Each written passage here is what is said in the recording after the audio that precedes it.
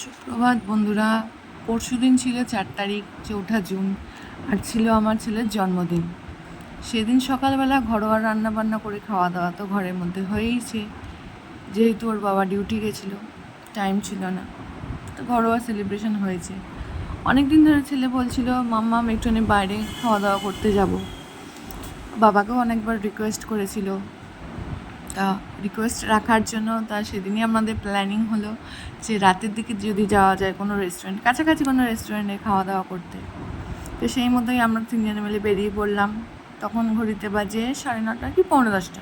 আমার বর কোনো জায়গায় তাড়াতাড়ি যেতে পারে না, সব কিছুই ওর 9:30 10টা, এমনকি বিয়ে বাড়িতেও এক এক সময় 11টার সময় গিয়ে আমরা পৌঁছাই, কিন্তু তখন পকোড়াও থাকে না, স্টার্টারও থাকে না, কিছু অন্য কিছুও থাকে না। লাস্ট ব্যাচে আমরা খেতে যাই। আমার ছেলে তাই নিয়ে খুব রেগে যায় যে বাপি সব সময় লেটে যায়, কিচ্ছু আমরা গিয়ে খেতে পারি না। কিন্তু আমাদের খেয়ে দিয়ে চলে আসছে, কোনো কফি পকোড়া মকটেল কিছুই পাওয়া যায় না সেই টাইমে। যাই হোক, যথারীতি আমার বর এবারেও লেটে বেরিয়েছে, 9:30 পৌনে 10টা নাগাদ বেরোলো। বেরোনোর পর রাস্তায় হালকা জ্যাম পেয়েছিলাম, কিন্তু যাচ্ছিলাম, খুব মনে আনন্দ ছিল। ছেলে প্রচণ্ড আনন্দ করছিল যে বাপি অ্যাট লাস্ট আমাদেরকে নিয়ে যাচ্ছে, বাপি কথা রেখেছে, টাইম বার করেছে, যেভাবেই হোক। যাই হোক, আমরা যাচ্ছিলাম কাছাকাছি একটা লোকাল রেস্তোরাঁতে। শুনেছি রেস্তোরাঁটা খুব ভালো, কোনোদিনও যাওয়া হয়নি, যাবো করে বলে না, ঘরের কাছে রেস্তোরাঁ থাকলে সেই জায়গায় দেওয়া হয় না, কিন্তু দূরে কিছু থাকলে সেই জায়গায় ঘুরে আসা যায়, খেয়ে আসা যায়। যাই হোক, সে যাচ্ছি, তোমরাও দেখতে থাকো। এই হচ্ছে মনসাদরা বালাবাড়ি শ্রীদেবী মন্দির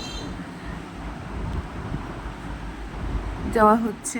এটা আমার ফার্স্ট টাইম ব্লগিং করা, কারণ আমি একদমই নতুন ইউটিউবে, কোনো আইডিয়া ছিল না ইউটিউবে ব্লগ কী করে বা চ্যানেল কী করে খোলে, কীভাবে ব্লগ আপলোড করে, কিছুই আইডিয়া ছিল না। ইউটিউব দেখেই শিখেছি, আমার কিছু বন্ধুদের দেখে ইন্সপায়ার হয়েছি।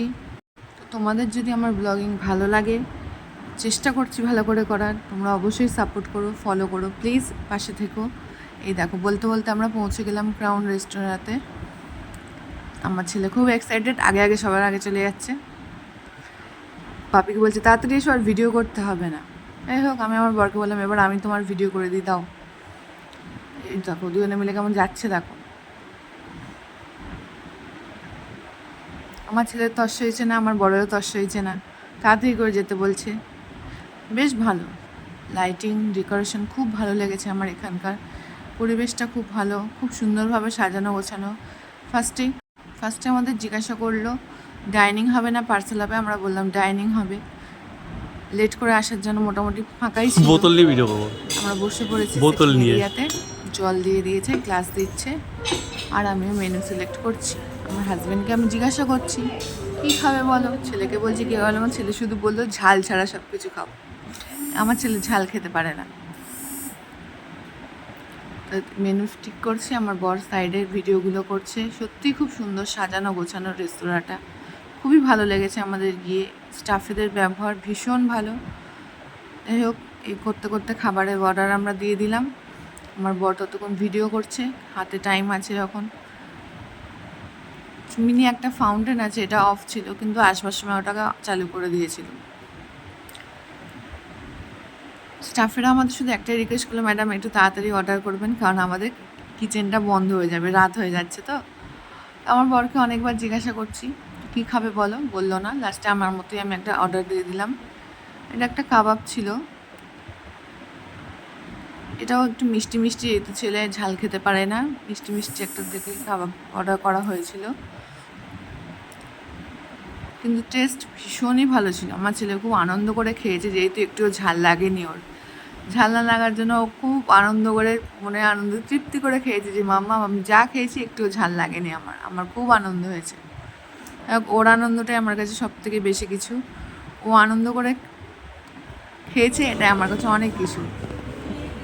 তারপর আমাদের নেক্সট আইটেম চলে এলো চিজ গার্লিক নান, আর এটা কি একটা চিকেনের প্রিপারেশন ছিল, আমার মনে পড়ছে না এখন নামটা, চিকেন মালাই কিছু একটা ছিল।